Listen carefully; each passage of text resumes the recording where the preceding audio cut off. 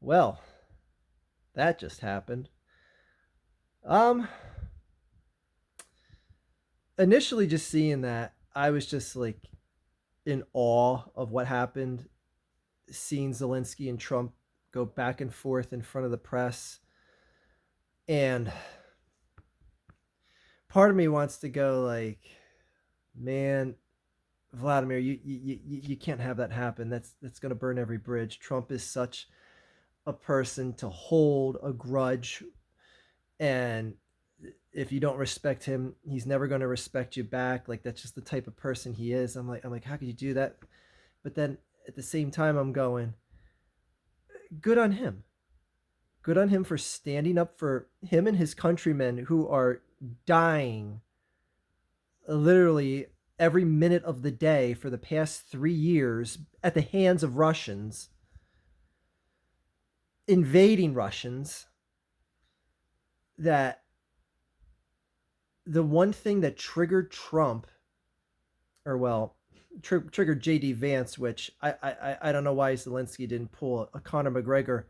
Who the fuck is this guy? Like when JD Vance opened his mouth, which I can't recall a time like this where the commander of the country's second was there and chiming in on a press conference like this. Like, who the hell are you? Anyway, um, I just it's bizarre because like you feel that this is going to be the end of the formal arms relations here with Ukraine right now. But afterwards on Truth Social, you saw Donald Trump just saying like, "Hey, it was a heated thing, and hopefully we can still get this deal done." Zelensky had to sit here and be called any of many things, be the one called the dictator, where the words dictator and Putin have never come out in the same sentence with Trump. That Zelensky has to somehow cut a deal to appease Trump and his cabinet. Well, Trump, I mean, his cabinet thinks of what Trump's best interests are. Um, and I'm at the point where I'm just like, if Trump is for this, and the number of times he referenced Russia and Russiagate and all this stuff, like Vlad was through a bunch of stuff with me. We went through a bunch of stuff with Russiagate and Russia, and all that, like making it sound like poor you two. Oh my gosh, remember all that stuff that Putin and Trump went through 8 years ago? Oh, terrible stuff. It was like the worst of times. Remember that? Thank God Trump brought that up because now we feel sorry for. Eat a dick. So I kind of just like had like a moment of clarity in all this, in that Trump is going to want something done that Russia wants done. If Trump wants this minimal minerals deal, whatever the formal title of it is, to get earth and minerals out of the land of Ukraine and profit off it, like that's what it's come down to, a profit negotiation. That America's stance is like, we'll stay in this, but yeah, we need some of your stuff. The country that is being ransacked and savagely attacked by an abusive authoritarian power has to leverage their minerals in their ground, in their sovereign democratic land, to garner favorability from the quote unquote leader of the free world. I just I have nothing but even more respect for Zelensky after this. And I have nothing but more embarrassment for America and how Trump and JD Vance conducted themselves. Like, you haven't even said thank you one time. JD, go shove a thank you up your ass. All right. I'm sure Zelensky remembers all the bully pulpit shit that you were doing in front of Congress and not wanting to give any help whatsoever to Ukraine. So eat a dick, okay? Go take your stupid tattoo mascaraed eyes out of the room and don't come back in. Because frankly, the big boys are talking right now. Go take a coloring book and color outside the lines, asshole. Anyway, but does anyone like find it odd that JD Vance has like actual tattooed mascara around his eyes? Like he looks like the Undertaker, except the Undertaker would put it on and create the creepy image. Anyway, on that tangent aside, just what an utter shit show that two representatives of nations got into a shouting match like this. Two civilized nations. Like I wish it didn't happen from either side, but it did. And like I said, I had a moment of clarity in this, and that is that Russia gave assurances to Trump that, hey, just work out some sort of deal, and we pinky swear that we will not attack Ukraine on your watch. And I fully believe that if there is some sort of ceasefire deal worked out, that Vladimir Putin would not reinvade, attack Ukraine during Trump's tenure in presidency, remaining tenure in as president. But after that, let's be real. Putin needs this time to rearm, restock, be like, hey, okay, I'm a good guy again. Buy my oil, buy my gas, let's get another pipeline to Europe. What do you say, guys?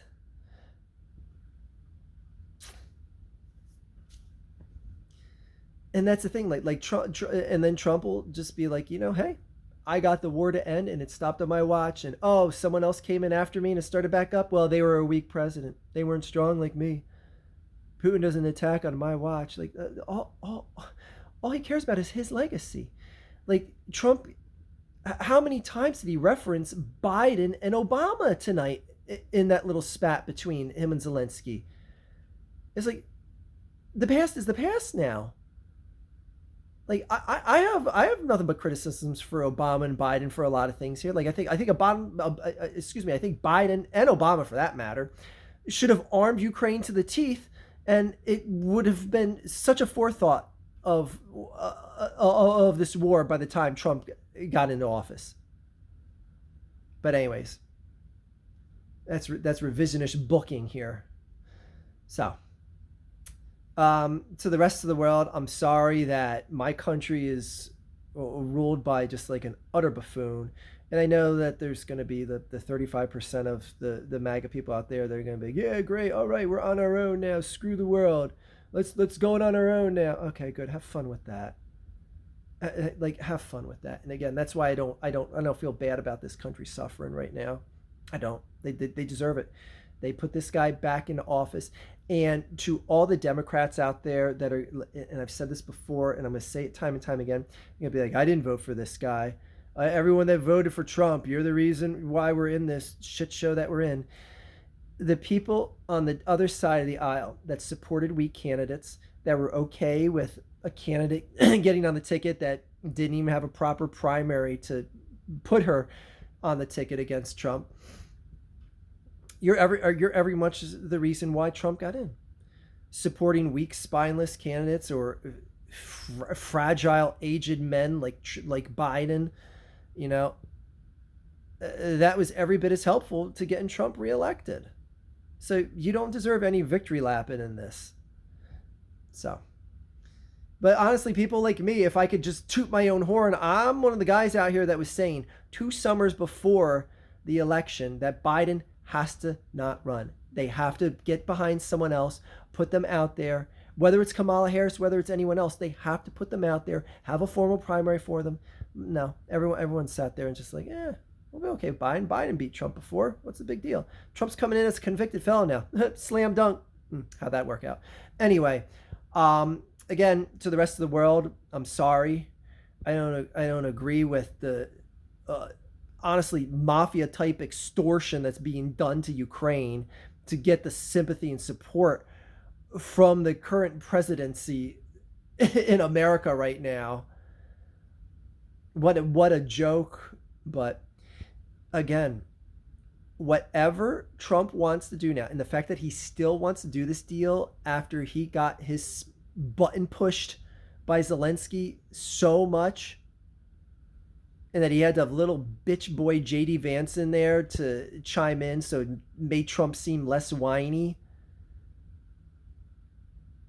Like, man, I honestly thought like MAGA was like, we're all about that big tough life, man. If you ain't criticizing Trump after this and how bitchy that looked having JD Vance there, oh man, you need to take your stupid sunglasses off, and don't worry, no one's gonna take a profile picture of you. Just make sure there's no cameras around, and just look in the mirror, just look in the mirror, and say, can I seriously expect what the tattooed mascara man was doing with Trump tonight?